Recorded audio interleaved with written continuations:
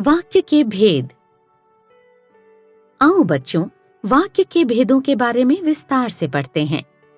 व्याकरण की दृष्टि से वाक्य को दो आधार पर बांटा गया है, एक अर्थ के आधार पर और दूसरा रचना के आधार पर।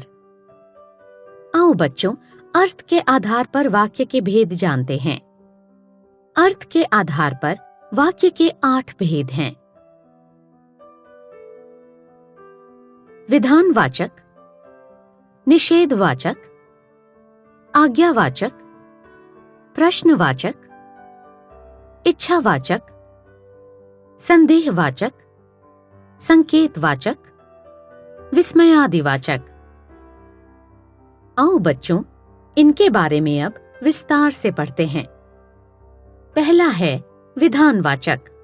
जिस वाक्य में किसी बात या कार्य के होने का या करने का सामान्य कथन हो, उसे विधानवाचक वाक्य कहते हैं।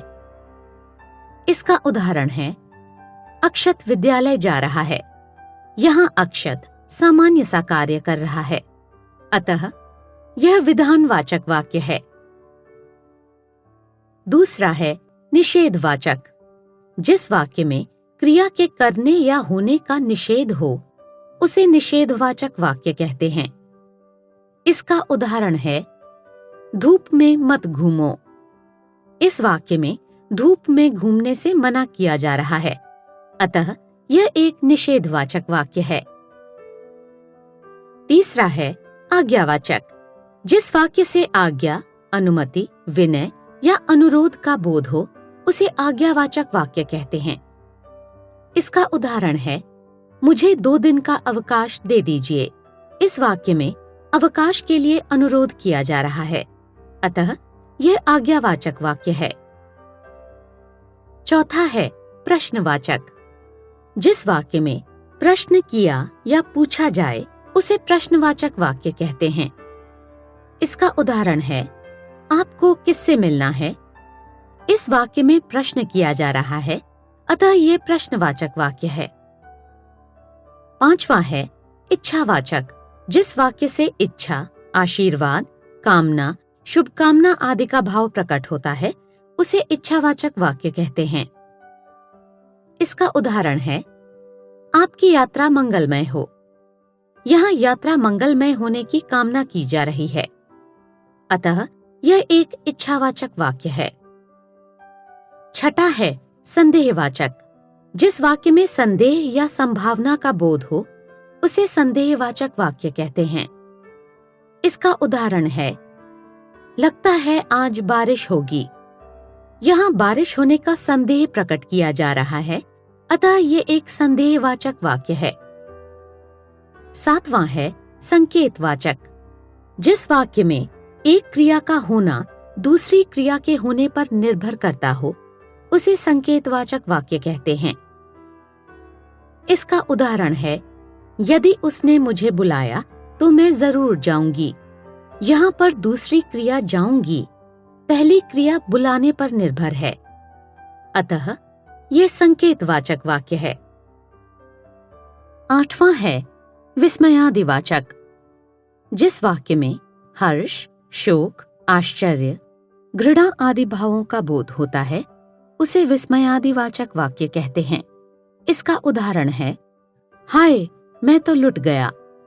इस वाक्य में शोक प्रकट किया जा रहा है, अतः यह एक विस्मयादिवाचक वाक्य है। रचना के आधार पर। आओ बच्चों, रचना के आधार पर वाक्यों के भेदों को जानते हैं। रचना के आधार पर वाक्य के 3 भेद हैं, सरल वाक्य, संयुक्त वाक्य, मिश्रित वाक्य। आओ बच्चों, इसके बारे में विस्तार से जानते हैं। पहला है सरल वाक्य।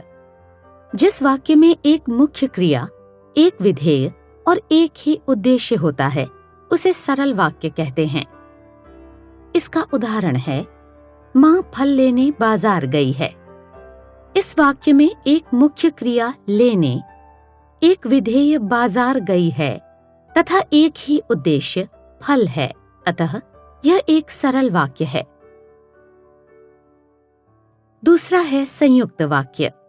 जिस वाक्य में दो या दो से अधिक स्वतंत्र उपवाक्य योजक या समुच्चय बोधक अव्यय द्वारा जुड़े हों, उसे संयुक्त वाक्य कहते हैं। इसका उदाहरण है, हमने फिल्म का टिकट खरीदा और सिनेमा हॉल में चले गए।